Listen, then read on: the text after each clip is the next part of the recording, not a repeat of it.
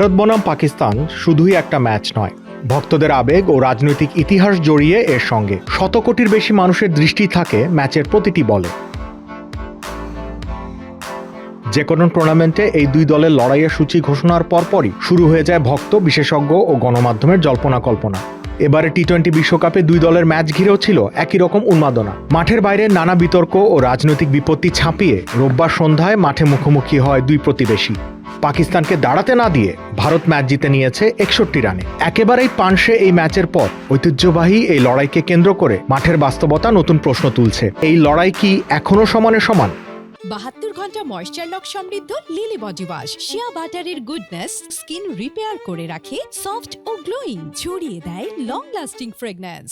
পরিসংখ্যান বলছে একেবারেই ভিন্ন এক গল্প। টি-20 ফরম্যাটে এই দুই দল মাঠে প্রতিদ্বন্দ্বিতা করেছে 17 বার, যার মধ্যে ভারত জিতেছে 13টি ম্যাচে।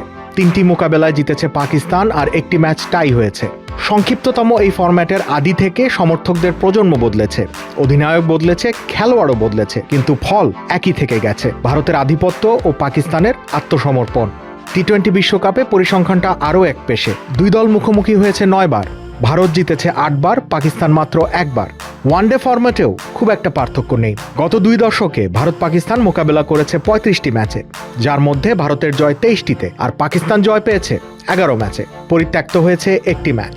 দুই দল ঘিরে উন্মাদনা, উত্তেজনা ও মিডিয়ার কাভারেজ একে ক্রিকেট বিশ্বের সবচেয়ে বড় ম্যাচের তকমা দিয়েছে। কিন্তু পরিসংখ্যান বলছে এটি শুধুই আবেগ, বাস্তবতা নয়।